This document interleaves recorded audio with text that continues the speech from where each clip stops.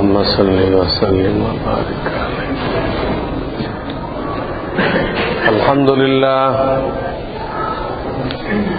الحمد لله نحمده ونستعينه ونستغفره ونؤمن به ونتوكل عليه ونعوذ بالله من شرور أنفسنا ومن سيئات أعمالنا من يهده الله فلا مضل له ومن يضلل فلا هادي له ونشهد أن لا إله إلا الله وحده لا شريك له ونشهد أن سيدنا ومولانا محمدا عبده ورسوله صلى الله تعالى عليه وعلى آله وأصحابه وبارك وسلم. أما بعد فأعوذ بالله من الشيطان الرجيم. بسم الله الرحمن الرحيم.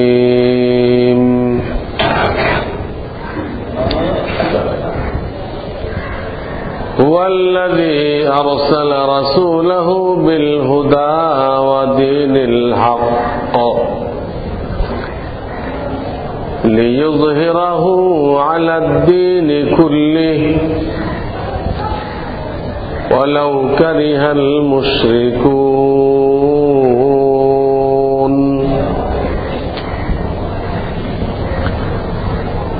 وقال رسول الله صلى الله عليه وسلم: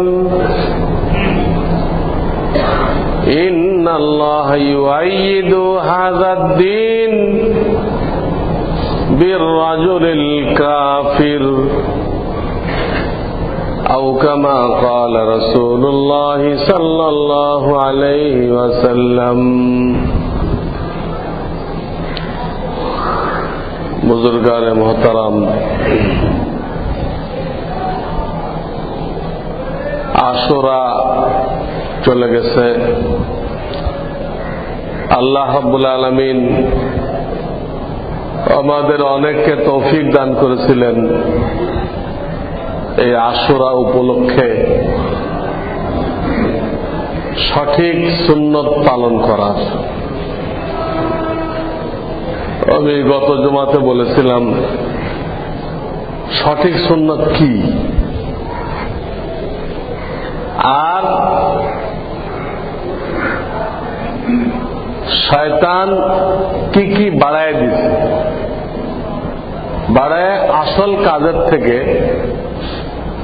নকল কাজের মধ্যে লিপ্ত করে আমাদেরকে মাহরুম করার পরিকল্পনা বানাইছে।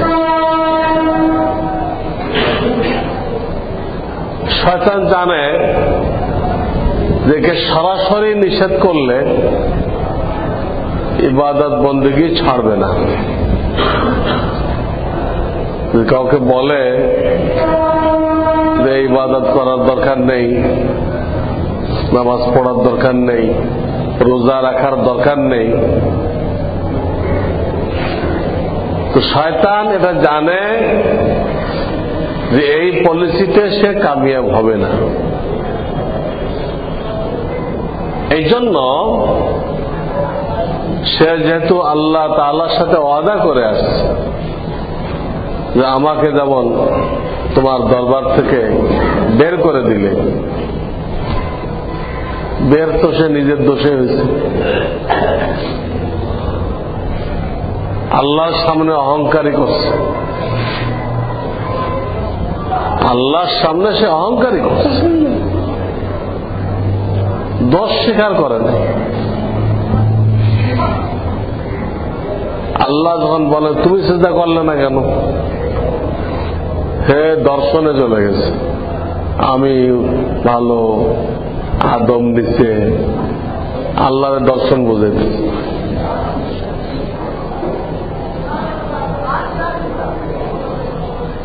সে এটা বলতে পারত যে আল্লাহ আপনি ফেরেশতারে সিজদা করতে কইছেন, আমি তো ফেরেশতা না, এই জন্য আমি সিজদা করি নাই।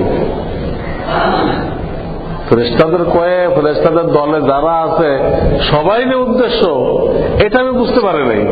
তো এখন আমি বুঝতে পারলাম, আমি তাড়াতাড়ি সিজদা করতেছি, এই কয়ে সিজদা পড়ে দিত, তো মাফ হয়ে গেছিল, আমার বুঝতে ভুল হয়েছিল। বুঝতে বলেছিল না কয়ে সে আরো বেশি বুঝতে পারছে। এই বেশি বোঝাটাই তার আল্লাহর দরবার থেকে বিতাড়িত হওয়ার কারণ হল। তখন সে বলে আসলো, চ্যালেঞ্জ করে আসলো, তোমার বান্দাদেরকে আমার দলভুক্ত করে কিভাবে জাহান্নামে নিতে হয় এই ব্যাপারে কোনো কোশ্চেন করবো না আমি, কোনো ত্রুটি করবো না আমি। সেই ওয়াদা পূরণ করার জন্য সে নানান ভাবে চেষ্টা করে। তারই একটা চেষ্টার অংশ সে মানুষকে ইবাদত করতে নিষেধ করে না, লাভ নেই। সে অনুরূপ ইবাদত তৈরি করে যেটা আল্লাহ দেয়নি, শয়তান দিছে, দিয়ে ওটাকে ইবাদতের একটা কালার দিছে, দিয়ে মানুষকে ওর মধ্যে মশগুল করে দিচ্ছে। এলেম না থাকার দরুন মানুষরা বুঝতেছে আমরা তো আল্লাহর ইবাদতে আছি, আল্লাহ মহা খুশি হয়ে যাবে, কিন্তু সে বুঝতেছে না যে সে শয়তানের ইবাদতে আসছে। তাদের দিমাগে আসতেছে না যে আমি ইবাদত করতেছি, এটা আল্লাহর ইবাদত না, তো শয়তানের ইবাদত করতেছি আমি, এবং জাহান্নামে যাওয়ার রাস্তা ক্লিয়ার করতেছি, এটা বুঝতেছে না। তো সে ওইগুলো নিয়ে আসে। যেমন এই সবে বরাত গেল, সবে কদর গেল, এখানে আসল সুন্নাত কি আল্লাহ রাসূল বলে দিয়েছেন সাল্লাল্লাহু আলাইহি ওয়াসাল্লাম। কিন্তু ওইখান থেকে মাহরুম করার জন্য শয়তান কতগুলো ইবাদত আবিষ্কার করছে। কি আবিষ্কার করলো? সালাত ও তাসবিহ নামাজ জামাত সহকারে পড়ো, বিরাট নেকি। সালাত ও তাসবিহ, তাহাজ্জুদের নামাজ জামাত সহকারে পড়ো, এই একটা আবিষ্কার করল। আরো অনেক কিছু আবিষ্কার করছে। এগুলো জানতে হলে আপনাকে মকসুদুল মুমিনিন এই বইখানা পড়তে হবে। এই বইয়ের মধ্যে শয়তান যত রকম ইবাদত আবিষ্কার করছে মোটামুটি সব এক জায়গায় করে দেওয়া হয়েছে, আর এইটাই প্রত্যেকের ঘরে আছে। আর বই থাকুক আর না থাকুক, মকসুদুল মুমিনিন এটা সব মুসলমানের ঘরে আছে। আর এর মধ্যে যে ইবাদত আছে এর কোনো ভিত্তি নেই, কোনো হাদিস নেই, করতে যে আল্লাহর বান্দা লিখছে এইগুলো শয়তানের ইবাদত। যে একবার ফাতিহা পড়ো, 20 বার কুল আল্লাহ পড়ো, এতবার আয়াতুল কুরসি পড়ো, কোনো হাদিসে নেই, কোথাও নেই, কিচ্ছু নেই। এই আর এক রকম নামাজ, এগুলো আপনারা ওইখানে পাবেন। এর মধ্যে লাগাই দিছে, লাগাই দিয়ে আসল সবে বরাত কি ছিল খবরই নেই, নকলটা নিয়ে সারা রাত কাটাই দিচ্ছে। আল্লাহরে রাজি করে ফেলছে। সব জায়গায় এই কাণ্ড। ঠিক তেমনি আশুরা চলে গেল, আশুরাতে রোজা রাখতে বলা হয়েছে। দুটা রাখলে ভালো, একটা তো 10 তারিখ, আগে পরে আর একটা। তারপরে ইস্তেগফার করতে বলা হয়েছে। ইমাম হুসাইন রাদিয়াল্লাহু তাআলা শাহাদাত থেকে শিক্ষা নিতে বলা হয়েছে। যিনি রাসূলের কলিজার টুকরা, ওনার এই কুরবানির কি দরকার ছিল? আসল তো আল্লাহর দরবারে খানদান দিয়ে কোনো লাভ হবে না, সুন্দর চেহারা দিয়ে, সুন্দর বাড়ি দিয়ে, সুন্দর গাড়ি দিয়ে আপনার আমার কোনো দাম বাড়বে না। আপনি কত লক্ষ টাকার গাড়ি চালান, এতে কবরে ফেরেশতারা আপনার তো সম্মান দেখাবে, হ্যাঁ? এই সম্মান দেখাবে না। এগুলো আল্লাহর কাছে কোনো দাম নেই। সেখানে দাম হলো কুরবানি। আল্লাহর দ্বীনের জন্য, আল্লাহর দ্বীন আপনার আমার মধ্যে আসবে, অন্য ভাইয়ের মধ্যে আসবে, এর জন্য আপনার আমার কি কুরবানি আছে, কি ত্যাগ আছে, জান মালের কি ত্যাগ আছে, এইটার উপরে আল্লাহ আপনাকে আমাকে মর্যাদা দান করবেন। তো যেহেতু ইমাম হুসাইন রাদিয়াল্লাহু তাআলাকে আল্লাহ বিশাল মর্তবা দিতে চান, ওই মর্তবায় পৌঁছানোর জন্য বিশাল কোরবানি দেওয়া হয়েছে। মানে এত কঠিন ভাবে শহীদ করার দরকার ছিল না, কিন্তু ওনাকে যখন আল্লাহ তাআলা দরজা দিবেন, তখন অনেকে তো বলতে পারে তো যে এই কোরবানি ছাড়া উনি বিশাল দরজা পাইতো, তো অনেকেই কইতো আমাদের ইবাদত তো ওনার সমান ছিল, আমরা তো ওনার সমান মর্তবা পাইলাম না, বলতে পারত, কিন্তু সেই বলার সুযোগ নেই। এমন কোরবানি আল্লাহ দিতে সপরিবারে, ওনার খানদানের কেউ তো আর বেঁচে ছিল না, মহিলা শিশু ছাড়া সব শেষ। এবং সেটা আল্লাহর দ্বীনের জন্য, এজিদের ইসলাম বিরোধী কর্মকাণ্ড থেকে মানুষকে বাঁচানোর জন্য তিনি একটা উদ্যোগ নিয়েছিলেন। যদিও কুফাবাসীর গাদ্দারির কারণে, বিশ্বাসঘাতকতার কারণে কামিয়াব হন নাই, কিন্তু সেজন্য আল্লাহ সওয়াব তো কম দিবেন না, সওয়াব আল্লাহ তাআলা 16 আনা দিয়ে দিবেন। তো আমি বলতেছিলাম যে আল্লাহর দরবারে খানদানের দাম হবে না। আল্লাহর হাবিব তার চাচা কত কোরবানি করছে আল্লাহ রসুলকে হেফাজত করার জন্য, কিন্তু উনি দোজখে চলে গেছেন। আল্লাহ রসুল নিজে ঘোষণা করছে যে আমার চাচা দোজখে চলে গেছে, এবং ওনাকে জাহান্নামের কিনারে রাখা হয়েছে, যেখানে ওনার পায়ের টাকনু পর্যন্ত আগুনের মধ্যে আছে, বাকিটা আগুনের বাইরে। এত ডিটেলস বলে দিচ্ছেন। উনি যে এত ভাবে আল্লাহর হাবিবকে সাহায্য করছেন, এই ফায়দা হয়েছে। দোজখে গেছে, কিন্তু অন্যদের তুলনায় কম শাস্তি হয়েছে। দোজখে গেছে, নবীর চাচা দোজখে গেল, ইব্রাহিম খলিলুল্লাহর আব্বা দোজখে গেল, নূহ আলাইহিস সালামের ছেলে দোজখে গেল, লূত আলাইহিস সালামের বিবি দোজখে গেল। খানদানের কি দাম হল? খানদানের কোনো দাম নেই, রাজত্বের কোনো দাম নেই। তবে ফেরাউনের যাওয়া লাগতো না, নমরুদের দোজখে যাওয়া লাগতো না। সুন্দর সুন্দর বিল্ডিং বানাইবেন, এর কোনো দাম নেই, এটা কারণ মাপ পেয়ে দিত। সুন্দর বিল্ডিং এর পরে মাপ পাওয়া গেলে আপনার জমিনে এমন এক অবদান রেখে আছে, আমার আগে কেউ এই অবদান রাখেনি। সারা দুনিয়ার জাওয়াহেরাত সে জমা করছে, কিন্তু কিচ্ছু লাভ হয়নি। নেতাগিরি করে মাপ পাওয়া গেলে আবু জাহেল মাপ পেয়ে দিত, এত বড় নেতাগিরি করছে সে, কিন্তু জাহান্নামে চলে গেছে। এগুলোর দ্বারা কোনো ফায়দা হবে না। ফায়দা হবে আপনার আমার দ্বারা আল্লাহর দিন তো আল্লাহ চমকাবে। আল্লাহ কোরআনে ওয়াদা করছেন, আমি দিন ইসলাম নাযিল করলাম, এটা আমি সমস্ত দিনের উপর এটাকে বিজয়ী করে দিব,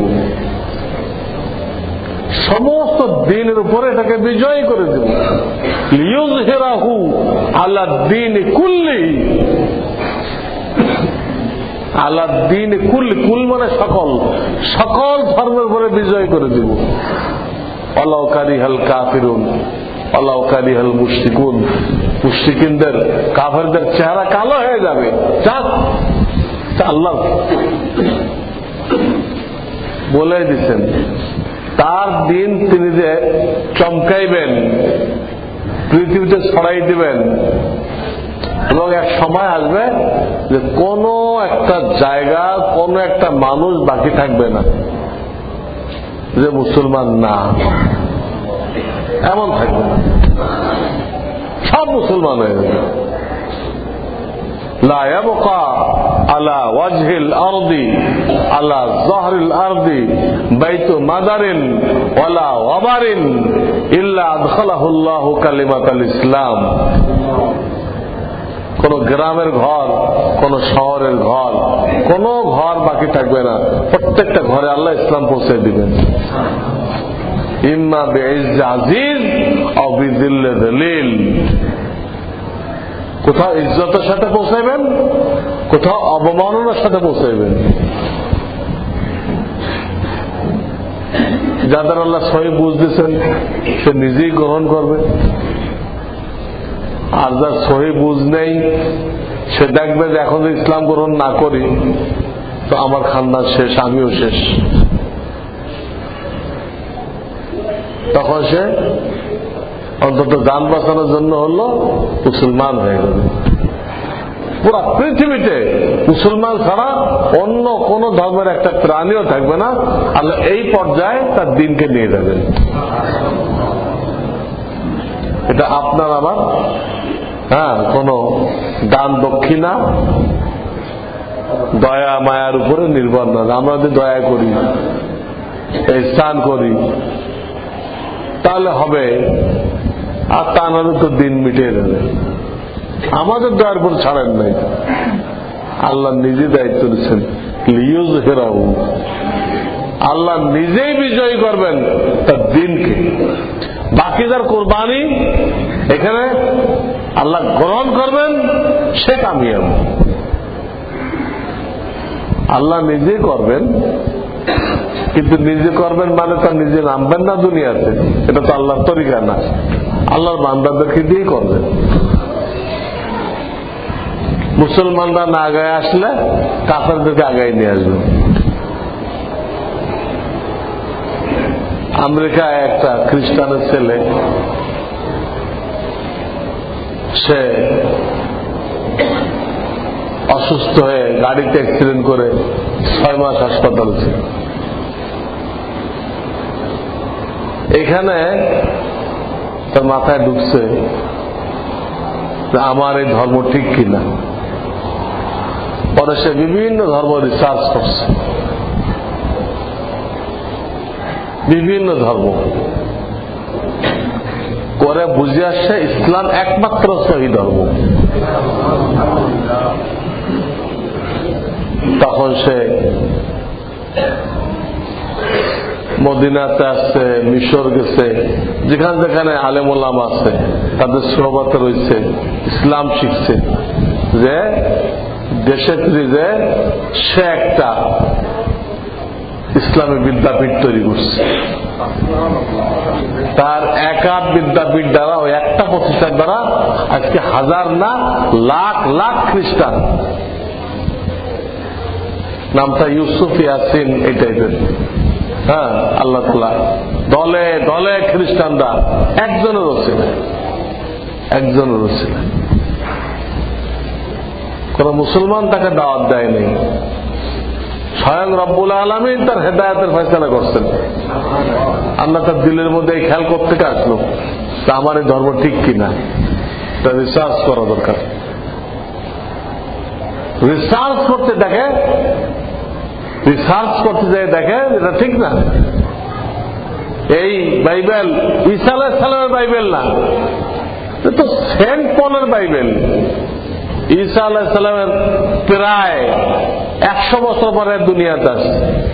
ইহুদির বাচ্চা, সে খ্রিস্টান ধর্ম নষ্ট করার জন্য খ্রিস্টান ধর্ম গ্রহণ করছে। লম্বা কিস্সা। আমার লেখা বিভিন্ন ধর্মগ্রন্থে হযরত মুহাম্মদ সাল্লাল্লাহু আলাইহি ওয়াসাল্লাম ওই বই শুরুতে তার ইতিহাস দেওয়া আছে। ইহুদির বাচ্চা খ্রিস্টান ধর্ম গ্রহণ করছে খ্রিস্টান ধর্মকে নষ্ট করার জন্য, তো সে কামিয়াব হয়েছে, কামিয়াব হয়েছে।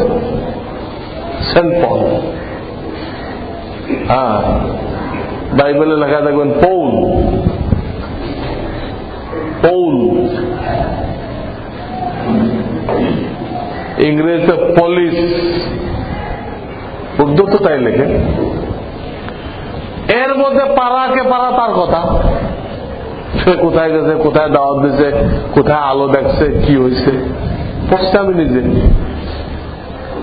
প্রশ্ন হলো যে এই লোকটা যদি ঈসা আলাইহিস সালামের সাহাবী হইতো তা আমরা কিছুটা মানতে পারতাম, যাক ঈসা আলাইহিস সালাম তো শুনছে, ওগুলো সে লিখছে। তো আমরা হাদিসগুলো পাইছি সাহাবায়ে কেরামের মাধ্যমে। প্রত্যেকটা হাদিসের শুরুতে একজন সাহাবীর নাম আছে, তিনি বলেন সামি'তু রাসূলুল্লাহ সাল্লাল্লাহু আলাইহি ওয়াসাল্লাম, আমি আল্লাহ রাসূলকে এই কথা বলতে শুনছি। প্রত্যেকটা হাদিসে কোন একজন সাহাবীর নাম আছে। এই হাদিসগুলো তো আল্লাহ রাসূল লেখে নাই, লিখাটা কিতাব তৈরি করে দিয়ে গেছে, আমি যা কইলাম লিখে দিয়ে গেলাম। যে হাদিসগুলো আজকে আমরা পড়তেছি আল্লাহ রাসূল নিজে কোনো কপি তৈরি করে দিয়ে যান নাই, সাহাবায়ে কেরাম বয়ান করছেন, তারা নিজেরা লিখছেন, তারা এগুলো তাবিনদেরকে বয়ান করছেন, তাবিন, তারা তাবিনদের কাছে বয়ান করছেন, আবার লিখেও রাখছেন। এইগুলো দেখে পরবর্তীকালে ইমাম বুখারী ওগুলো এক জায়গায় করছেন, ইমাম মুসলিম রাহমাতুল্লাহ এক জায়গায় করছেন। প্রত্যেকে তার সাধ্য অনুযায়ী ওই সাহাবায়ে কেরাম থেকে যেগুলো পাইছেন, সাহাবায়ে কেরাম থেকে তাবিন, তাবিন থেকে তাবে তাবিন, এই একত্র করছেন। তো বলতেছিলাম, যদি সেন্ট পল ঈসা আলাইহিস সালামের সাহাবী হইতো তাহলে মানা যেত যে ঈসা আলাইহিস সালামের থেকে উনি শুনছেন, আর ঈসা আলাইহিস সালাম কই পাইছেন? আল্লাহ থেকে পাইছেন। তাহলে আল্লাহর কালাম বলার একটা রাস্তা হইতো। কিন্তু 100 বছর পরে আসে ইহুদি থেকে হলো, খ্রিস্টান হলো, আর এর সব কাহিনী এর মধ্যে পাড়াকে পাড়া রইল। এটা আল্লাহ প্রদত্ত আসমানি কিতাব কিভাবে হয়? 100 বছর পরে সেন্ট পল কি করলো, হ্যাঁ, কোন শহরে গেল, কোথায় গেল, এলাকাতে ঢুকলো কেমনে? এর জন্য পরিষ্কার এটা যে এটা আল্লাহর নাজেল করা ঈসা আলাইহিস সালামের উপরে সেই কিতাব না। এই জন্য যে কোনো খ্রিস্টান রিসার্চ করছে, যে রিসার্চ করছে সে এটা মানতে বাধ্য হয়েছে যে এটা কোনো মানুষের তৈরি, খোদা প্রদত্ত না। তারা ইসলাম গ্রহণ করছে। তো আল্লাহ তাআলা এইভাবে করতে থাকবেন, এইভাবে করতে থাকবেন। একসময় সারা দুনিয়াতে মুসলমান ছাড়া কেউ থাকবে না। কিন্তু প্রশ্ন হলো যে আল্লাহ তো তার কাজ, আল্লাহর কাজ আল্লাহই করবেন এবং তার বান্দাদেরকে দিয়ে করবেন। সেই বান্দাদের মধ্যে আপনি আমি শরীক হইতে পারলাম কিনা, আপনার আমার কোনো ভূমিকা আছে কিনা, ওইটা দিয়ে আল্লাহর দরবারে আপনার আমার মূল্য নির্ধারণ করা হবে, আর কোনো কিছু দিয়ে না। মন্ত্রী ছিলেন, এই ছিলেন, সেই ছিলেন, আপনার নামের উপরে হাজার লোক জিন্দাবাদ দিছে, মুর্দাবাদ দিছে। এই জিন্দাবাদ আর মুর্দাবাদ এগুলো আল্লাহর কাছে কোনো কাজ হবে না।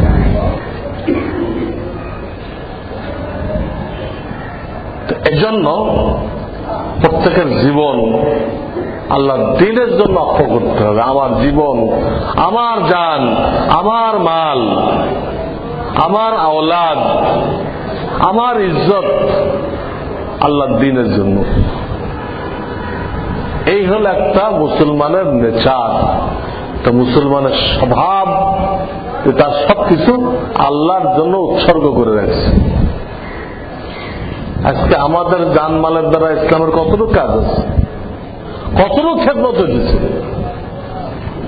দেখা গেল এক একটা কোম্পানির 50টা 100টা গাড়ি আছে।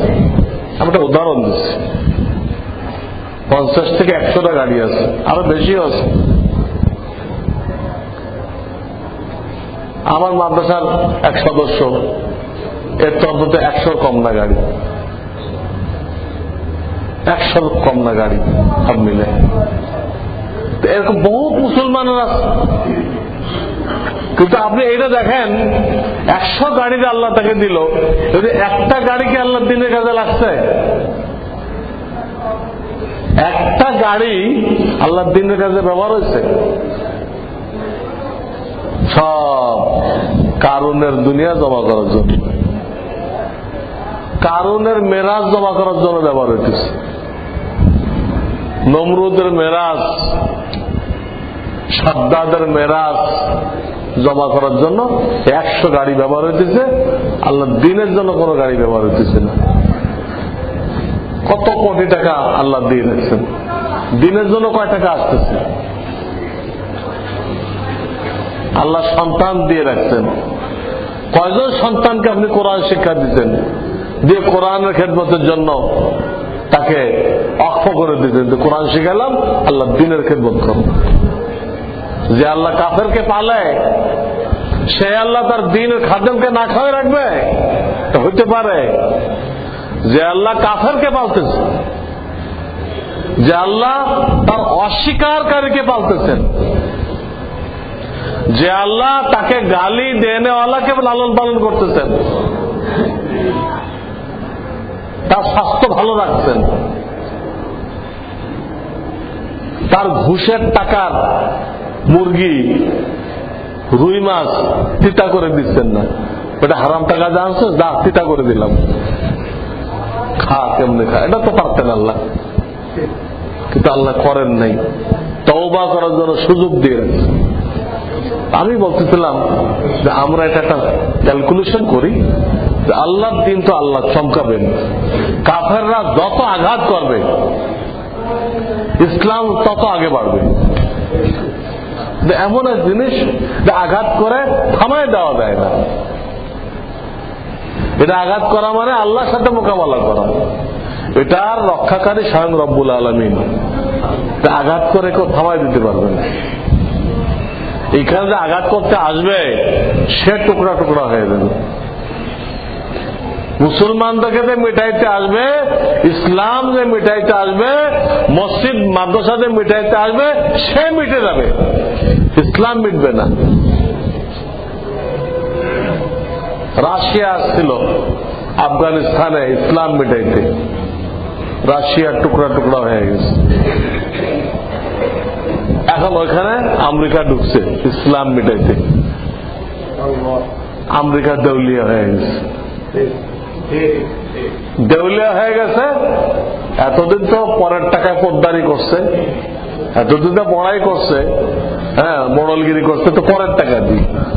এখন সেটাও শেষ। 100-র উপরে ব্যাংক সেখানে দেউলিয়া হয়ে গেছে। আর সব খালি ছাঁটাই করতে আছে, ছাঁটাই করতে আছে। সেনাবাহিনী খাওয়াইতে পারে না, কি করবে? আর অমুকখানে পাঠাও, তমুকখানে পাঠাও, যাও ওই যে ব্যাগের দেওয়ার খাও, ব্যাগের খাটাইতেছে পারে না। কিন্তু এইভাবে জোড়াতালি দিয়ে কয়দিন চলবে?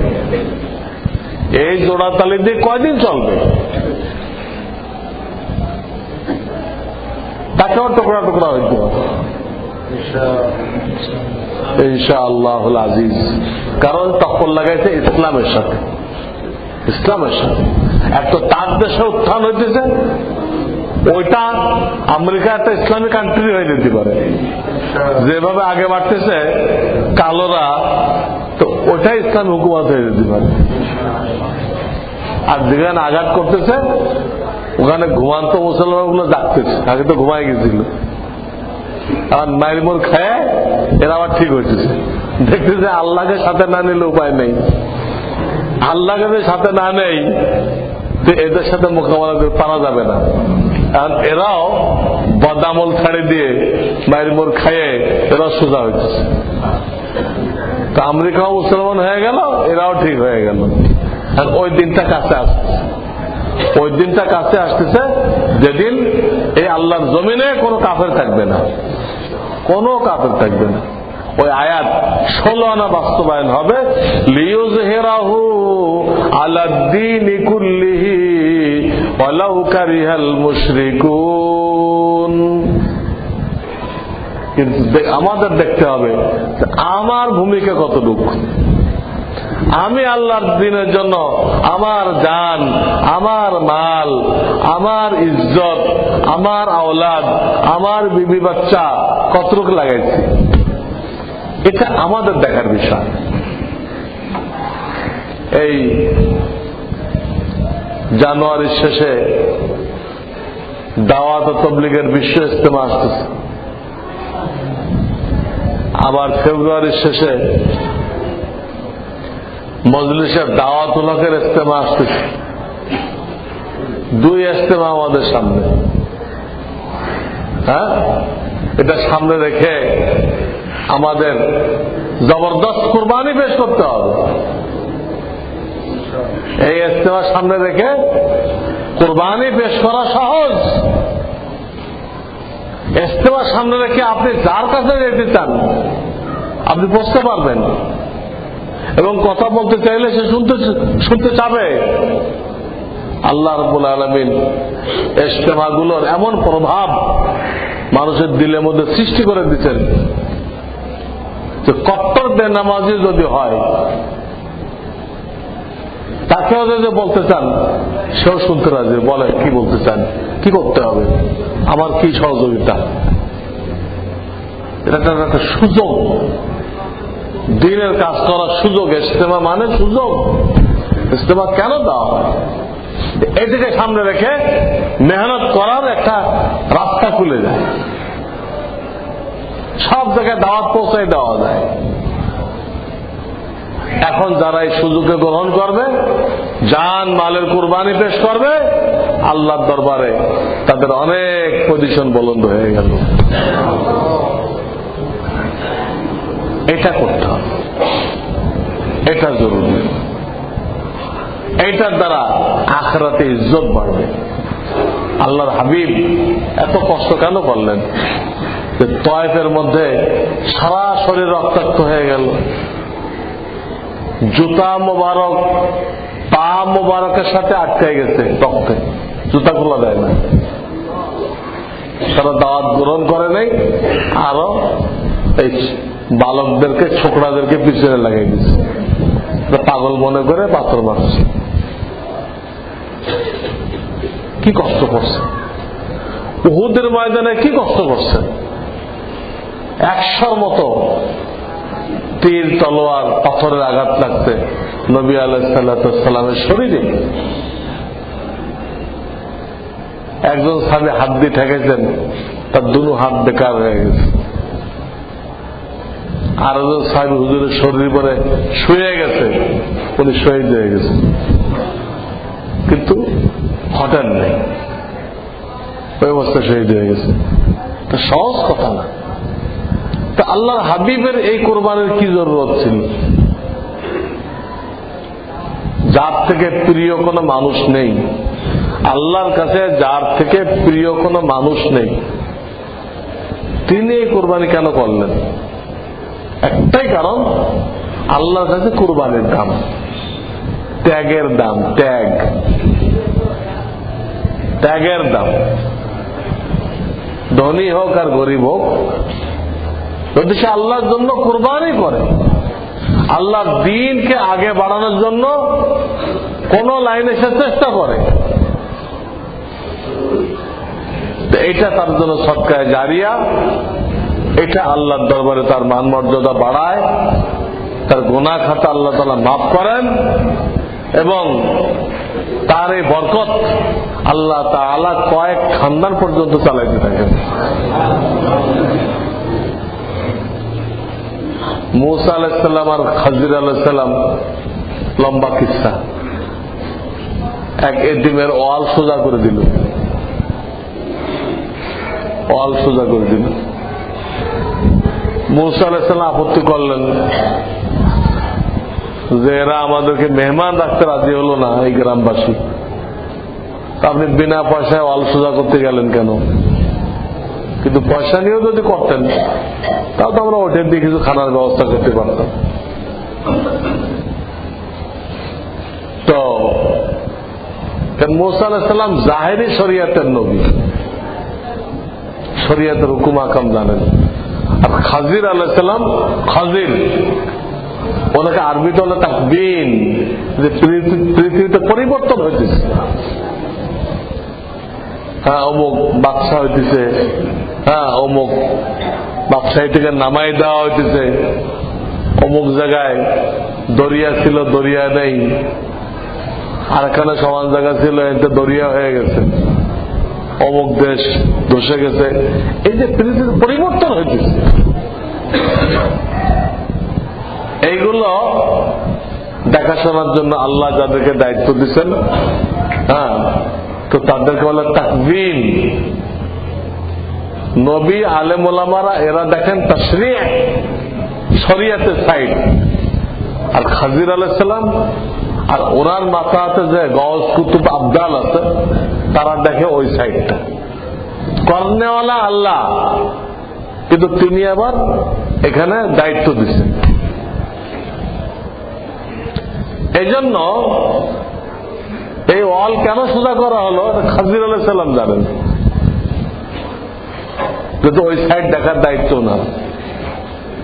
আর এক নাবালেগ বাচ্চাকে উনি কতল করে দিলেন, এটাও মূসা আলাইহিস সালামের আপত্তি হলো, নিষ্পাপ বাচ্চাকে কতল করে দিলেন, কিন্তু এটা আল্লাহর হুকুমে করছেন, আল্লাহর হুকুমে করছেন। এই বাচ্চা বড় হলে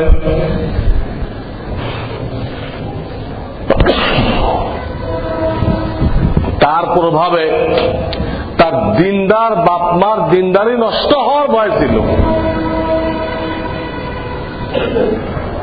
এই জন্য আল্লাহ ছোটকালে ওই বাচ্চাকে সরাই দিলেন খাজির আলাইহিস সালামকে দিয়ে। অনেক ক্ষেত্রে ছেলে পেলের বদ্দিনের কারণে বাপমার দিনদারি নষ্ট হয়ে যায়, বাপমার দিনদারি নষ্ট হয়ে যায়। এগুলো ওনার জানা ছিল। তো ওই যে ওয়াল সোজা করলেন, পরে উনি ব্যাখ্যা দিলেন যে এদের পিতা দিনদার ছিল, তো সে এদের জন্য কিছু ধন দৌলত এই ওয়ালের নিচে রেখে গেছে। যদি আমি সোজা না করে দেই তো এই পয়সাগুলো লুটপাট হয়ে যাবে, এই এতিমগুলো মাহরুম হয়ে যাবে। এই জন্য আল্লাহর নির্দেশের ওয়ালটা কি করছি, সোজা করে দিচ্ছি। তো কোরআনে শব্দ এই আছে ওয়াকানা আবুহুমা সালেহান, ওয়াকানা আবুহুমা সালেহান, এই দুই বাচ্চার বাপ নেককার ছিল। কিন্তু তাফসীর খোলেন, তাফসীর লিখতেছে অষ্টম বাপ, অষ্টম বাপ নেককার ছিল। ওদের বাপ যে সরাসরি আমরা যারা বাপ বলি ও তো বাপ, তারা দাদা, এটা হলো সেকেন্ড বাপ, দাদার বাপ থার্ড বাপ।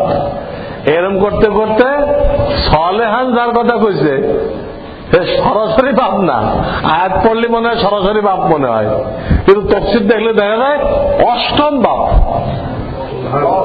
অষ্টম বাপ দিনদার ছিল, সেই দিনদারের বরকত এই পর্যন্ত পৌঁছছে যে আল্লাহ অষ্টম বাপের খাতিরে খাজির আলাইহিস সালামকে অর্ডার দিচ্ছেন তুমি অল সোজা করে দাও, এদের সম্পদটা রক্ষা করো। এইখানটা তাফসীরে লেখে কোন একটা লোক যদি আল্লাহওয়ালা হয় তো কমপক্ষে তার 8 পুরুষ পর্যন্ত ওই আল্লাহওয়ালা বাপের বরকত পাইতে থাকবে, এর বেশিও নিষেধ। আল্লাহ তাআলা কত বড় বরকত আছে। আর যদি বদ্দিন হয় কেউ, তো এটা ছেলেমেয়েকে ভোগ করতে হবে। খুব সম্পদের পাহাড় গড়ে গেলেন, বদ্দিনের সাথে সম্পদের পাহাড় গড়ে গেলেন, রেজাল্ট কি হবে? রেজাল্ট কি হবে? দেখা যাবে আপনার হায়াতেই লড়াই শুরু হয়ে গেছে, হায়াতেই লড়াই শুরু হয়ে গেছে। আমি যেখানে থাকি মোহাম্মদপুর পাশের গ্রামে, যেখানে গতকাল বুড়িগঙ্গার ৩য় সেতু উদ্বোধন করা হলো, ওই গ্রামে এক বুড়ার গলার ভিতরে বিষ ঢেলে দিছে। কেন? এই বুড়া এত সম্পদ কিন্তু মরে না কেন? মরতে এত বিলম্ব করতেছে কেন?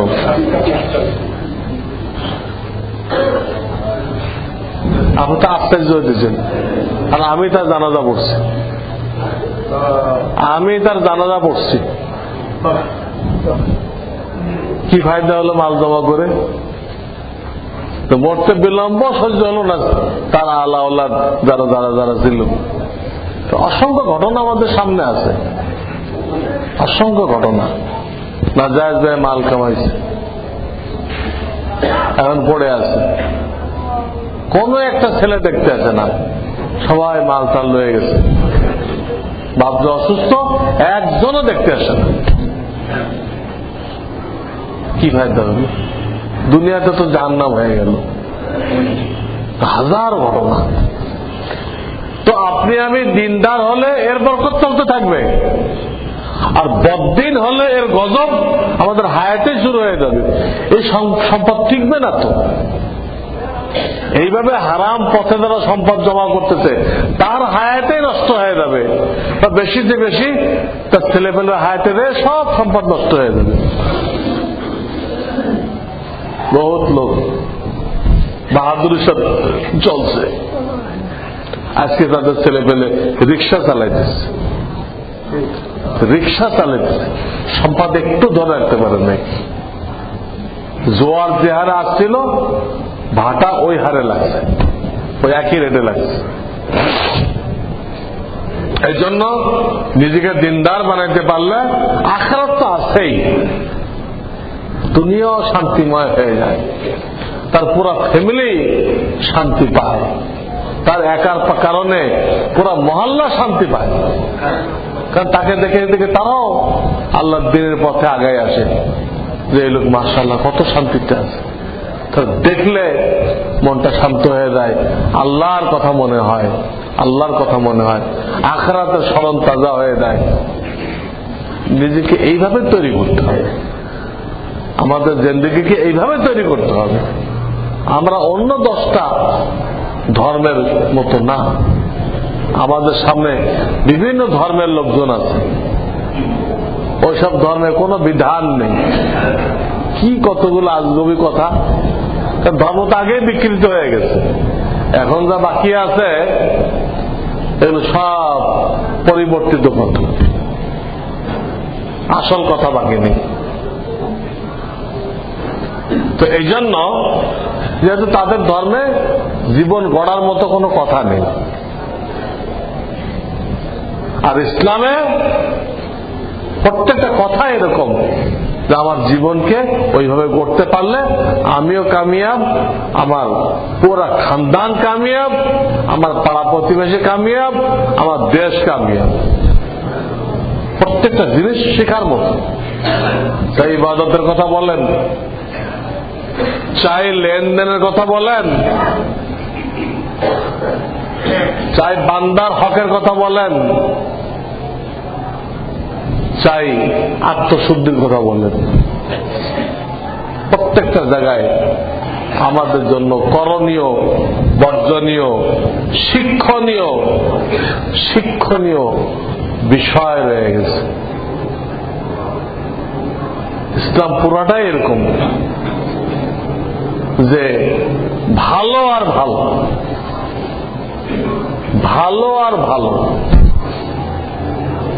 হযরত আলী রাদিয়াল্লাহু তাআলা আনহু যুদ্ধের ময়দানে কাফেরকে ফেলে দিলেন, এক পর্যায়ে কতল করে দিলেন। কাফের চিন্তা করলো আমাকে কষ্ট দিয়ে মারতে পারে, এই সুযোগ কেন দিব। উনি হয়তো আলীর মুখে থুতু দিলেন,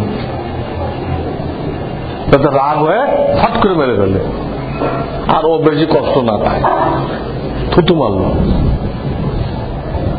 রেজাল্ট কি হলো? হযরত আলী রাদিয়াল্লাহু তাআলা আনহু ওই কাফেরটাকে ছেড়ে দিলেন, ওরে কতলই করলেন। কাফের হতভম্ব হয়ে গেছে, বলল কি ব্যাপার, আমি তো আমাকে তাড়াতাড়ি কতল করার জন্য তোমার মুখে থুতু দিছি, তুমি আমাকে ছেড়ে দিলে কেন? সেও বুঝতেছে না। দেখেন ইসলাম কি জিনিস। হযরত আলী বলেন, দেখো আমি যে তোমাকে কতল করতেছিলাম, তোমার সাথে আমার ব্যক্তিগত কোনো আক্রোশ নেই, তুমি ইসলাম মেটাইতে আসছো, আল্লাহর দ্বীন মেটাইতে আসছো, তুমি আল্লাহর দুশমন, তাই আমি তোমাকে কতল করতেছিলাম।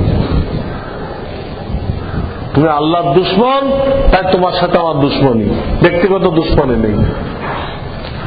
যখন তুমি আমার মুখে থুতু দিলা, আমার ভিতরে রাগ সৃষ্টি হয়ে গেল, আমার কিছু ব্যক্তিগত শত্রুতা দুশমনি তোমার উপরে চলে আসলো।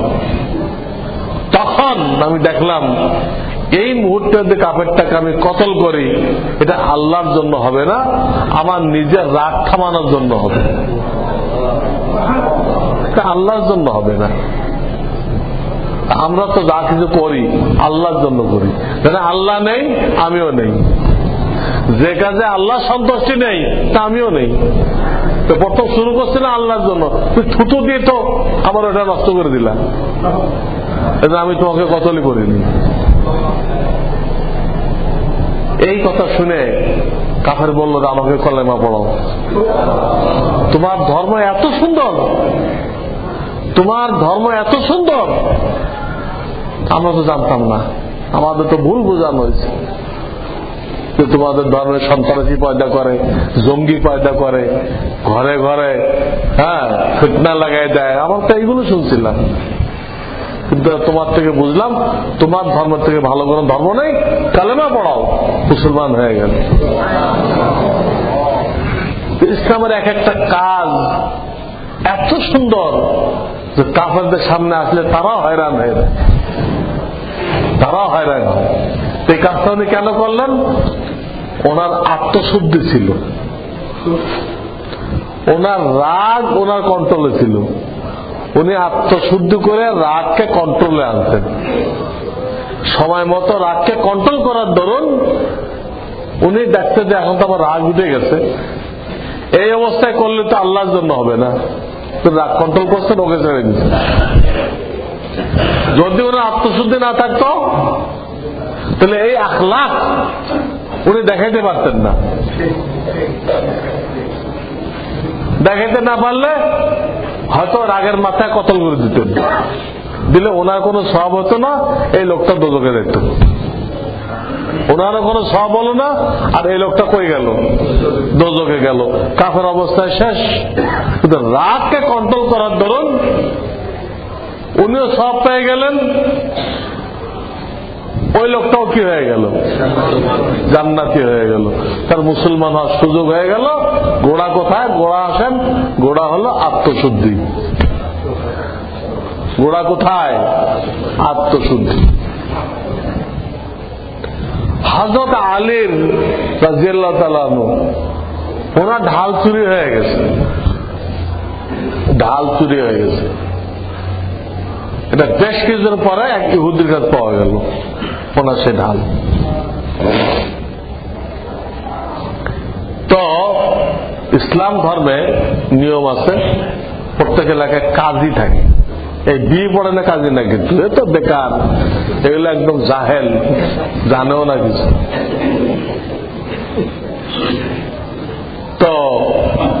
ওই জামানার কাজী মানে তাকে কোরআন হাদিসে সবচেয়ে পারদর্শী হইতে হইত। ওই কাজী মানে জাস্টিস, এবং আমাদের দেশের জাস্টিসের মতো না। এগুলো তো ইংরেজদের তরিকায়। এখানে সবকিছু তৈরি করা হয়েছে সন্দেহের উপরে। এখানে সবকিছু তৈরি করা হয়েছে কিসের ভিত্তিতে? সন্দেহের উপরে। এই বিচারে যদি ঘুষ খায় বিচার করে তাহলে জনগণ কি করবে? আচ্ছা, এর মাথার উপর আরেকজন বসাও, এও যদি ঘুষ খায় তাহলে কি করা যাবে? তো বিচার পাবে না। আরেকজন বসাও। আগে তো ধরে নিয়েছে যে আমি যারা বসাই দিচ্ছি ঘুষ খাইতে পারে, এটা আগে ধরে নিয়েছে যারা আইন বানাইছে তারা এটা শিওর। কিন্তু কয়েকটা স্তর রাখছে যাতে কোন একটা স্তরে যায় এই লোকটা জাস্টিস পাইতে পারে। পুরা সন্ধ্যার উপরে তারা বিচার বিভাগ সাজাইছে। কারণ এখানে বিচারক নিয়োগের কোন বিধি নেই। যত লর বই দেখবেন বিভিন্ন বিষয়ে আইনের ধারা, উপধারা বলতে বলতে কত উপধারা বয়ান করছে, সব ঠিক আছে, কিন্তু বিচারক যে আপনি নিয়োগ করবেন এর ধারা কি, তার মধ্যে কি কি যোগ্যতা থাকতে হবে? হ্যাঁ, বিভিন্ন ইন্দুর মিন্দুর এগুলো বিচারক হইতে পারবে কিনা? হ্যাঁ, চাকমা হিন্দু এগুলো হইতে পারবে কিনা? কোন বিধান নেই। কিন্তু ইসলামের তরিকা হলো সেখানে বিচারক নিয়োগের একটা ফর্মুলা আছে। তার ভিতরে এই 10টা গুণ দেখতে হবে। এই 10টা গুণ কার মধ্যে পাওয়া গেলে বুখারী শরীফ জিলদে সানি 2য় খণ্ডের মধ্যে ওই আলোচনাটা আছে। বিচারক যাকে নিয়োগ করা হবে তার এই কটা গুণ থাকতে হবে। এই গুণ দেখার পরে তাকে বিচারক হিসেবে বসানো হবে। এরপরে সে বিচার করবে, এরপর আর কোনো বিচার নেই। আর কোন আপনি জজ কোর্ট থেকে হাইকোর্ট, হাইকোর্ট থেকে সুপ্রিম কোর্ট, এই করতে করতে কয়েক খানদান পার করে দিবেন। হ্যাঁ, তারপরে বিচার পাবেন কিনা ঠিক নেই। কয়েক খানদান চলে যেতেছে, একটা কেস চলতেছে 40 বছর 50 বছর। এইটা কোনো বিচার হয়? বিচার পাইতে যে সব জমিন বিক্রি করতে হয়, একটা জমি পাইতে যে বাকি জমিনগুলো সব বিক্রি করতে হয়েছে। বুঝলেন ব্রিটিশটা কত বড় আহমক এই আদালত তৈরি করছে। আর সেই বস্তা পচা বিচার দিয়ে আমরা চালাইতেছি গাড়ি। তাহলে ইসলামে কোনো সুযোগ নেই। ইসলামে ওই 10টাই দেখে বিচারক নিয়োগ করা হবে। সে বিচার করবে, ওইটাই বিচার, এর উপরে কোন বিচার নেই, কোথাও কোনো অভিযোগ করার সুযোগ নেই, ওইটাই বিচার। ওখানে কোনো সন্দেহ করা হয়নি। লোক ফিট করার আগে 100% আল্লাহ বসাই দেওয়া হয়েছে। এরপরে তারপরে আস্থা রাখা হয়েছে ইসলাম। তো হযরত আলী রাদিয়াল্লাহু আনহু ঢাল চুরি হয়ে গেছে, পাওয়া যায় না, আর কি হুজুরের কাছে পাওয়া গেছে। তো সেই এলাকায় যে কাজী ছিল উনি ওই কাজীর কাছে বিচার দিলেন। সব এলাকায় কাজী আছে, তার কাছে কাজী দিলেন, বিচার দিলেন, আমার ঢাল অমুকের কাছে পাওয়া গেছে। তখন ওই কাজী সাহেব সাক্ষী তলব করলেন। সাক্ষী একটা হলো ওনার এক গোলাম বা খাদেম, আর একটা হলো ওনার ছেলে। ওরা ওনার ঢালটা চিনে, তো দেখে হুবহু সমস্ত আলামত ঢালের মধ্যে আছে। কিন্তু কাজী সাহেব বললেন যে আমার এখানে ছেলে বাপের পক্ষে সাক্ষী দিবে, এটা আমাদের আদালতে গ্রহণযোগ্য না। এটা আপনাকে ভিন্ন লোক আনতে হবে, যে আপনার ছেলে না, গোলাম ঠিক আছে, কিন্তু আপনার ছেলে আপনার পক্ষে সাক্ষী দিচ্ছে। কারণ কমপক্ষে 2 জন সাক্ষী না হলে কোনো বিচার করা যায় না। 2 জন পুরুষ হইতে হবে, বা 1 জন পুরুষ 2 জন মহিলা হইতে হবে। ইসলামে বিচার করতে গেলে হয়তো 2 জন পুরুষ হইতে হবে যারা নামাজি, বদ্দিন, মৎখর এগুলো হবে না। অথবা একজন পুরুষ, দুইজন মহিলা। কারণ দুজন পুরুষ তো ছিল, একজন হয়ে গেছে ওনার ছেলে। ছেলে বাপের পক্ষে সেটা গ্রহণযোগ্য না, তখন ওই কাজী সাহেব ওই মামলা খারেজ করে দিলেন, যেটা হবে না, খারেজ, মামলা খারেজ। রাষ্ট্রপতি হলো বাদী, রাষ্ট্রপতির মামলা খারেজ হয়ে গেছে, তখন তাতে আলী আমিরুল মুমিনিন, মুসলমানদের আমিরুল মুমিনিন, রাষ্ট্রপ্রধান, এখন কাজীর দরবারে ওনারটা খারেজ হয়ে গেছে, ওনার সাক্ষী টেকে নেই। এই দেখে তো এই ইহুদি হতভম্ব এদের কি ধর্ম এটা, রাষ্ট্রপতির কোনো দাম নেই। পরে নিজে স্বীকার করছে ঢাল ওনার, বিচার টিচার দরকার নেই, ঢাল দিয়ে দেন আর আমাকে মুসলমান বানান। যে ধর্ম এরকম ধর্ম হয়, রাষ্ট্রপতি কোনো তোয়াক্কা করা হয় না, রাষ্ট্রপতি কোনো তোয়াক্কা করা হয় না যে ধর্মে। কাজীর এত বড় পাওয়ার, এই ধর্ম ঠিক, আমার কোনো সন্দেহ নেই। তাহলে ওনার ঢাল আমি স্বীকার করতেছি, দিয়ে দেন আর আমাকে মুসলমান বানান। আর আমাদের এখানে একটা মন্ত্রী ফোন করে দিল, ওইটা বিচার করতে হবে। বিচারক বন্ধি খুব ঢাক ঢোল পেটাই দিতে, বিচার বিভাগ স্বাধীন। কিসের স্বাধীন? ফালতু, হ্যাঁ, শুভাঙ্করের ফাঁকি।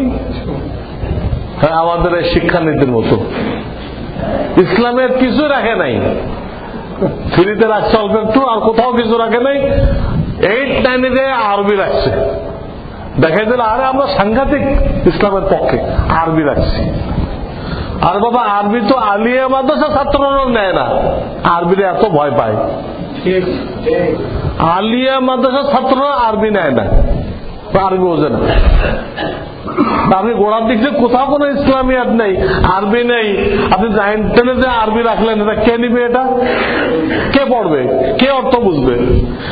আলিয়া মাদ্রাসা কেউ নিচ্ছে না সাবজেক্টটা, আপনি স্কুলে রাখলেন, তার আগে কোনো আরবি নেই, মানে পাবলিক দেখাই দিল আমরা সাংঘাতিক ইসলামের পক্ষে কাজ করছি, দেখেন আরবি রাখছি আমরা এখানে। কিন্তু কার্যত কি হবে? কোন একটা ছাত্র ওটা নিবে না, নিলেও সে একদম ফেলের থেকেও কম নম্বর পাবে।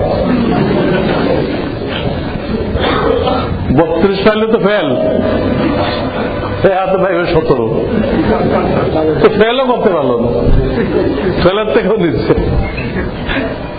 এইগুলো ধোঁকাবাজ, এর নাম হয়েছে রাজনীতি। হ্যাঁ, ধোঁকার নীতির নাম দিচ্ছে রাজনীতি। আল্লাহ হেফাজত করুক। এগুলোতে আমাদের কোনো লাভ নেই। আমাদের লাভ হবে আমরা আল্লাহর দ্বীনের জন্য যদি কিছু কুরবানি পেশ করতে পারি। হ্যাঁ, আমি বোঝানোর জন্য কথাগুলো বললাম, কিন্তু আমাদের কাজ কি করতে হবে যে আমরা প্রত্যেকের নিজের জিন্দেগির হিসাব মিলাই যে আমার দ্বারা আল্লাহর দ্বীনের কতটুকু নুসরত হলো। মান আনসার ইলাল্লাহ, কোরআন বলতেছে ঈসা আলাইহিস সালামের কথা। ঈসা আলাইহিস সালামের কথা তো আল্লাহ এমনি নকল করে নাই, আমাদেরকে বোঝানোর জন্য। তোমরা কে আছো আল্লাহর দ্বীনের জন্য আমাকে সাহায্য করবা। ঈসা আলাইহিস সালাম বলতেছেন যে জগতের মানুষদেরকে তোমরা আল্লাহর দ্বীনের জন্য আমাকে কে কে সাহায্য করবা। এই কথাটা কি ওনার সাথে খাস? আল্লাহ কথাটা ওনার উম্মতের জন্য নাযিল করছে, তো কোরআনে কি জন্য রাখছে? কোরআনে রাখার উদ্দেশ্য এই আয়াতটা আমাদের জন্য প্রযোজ্য।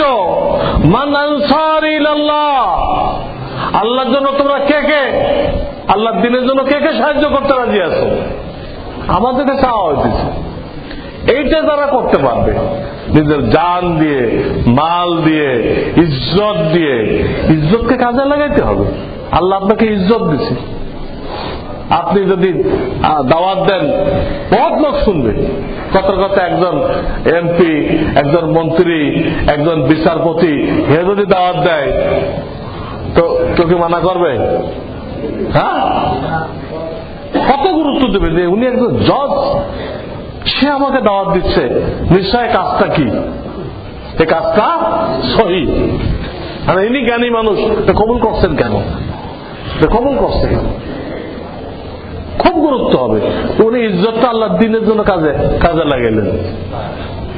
কিন্তু আমরা কি মনে করি, আমি এত বড় একটা ব্যক্তি, আমি যদি গাছতে নেমে যাই আমার তো মান ইজ্জতই শেষ।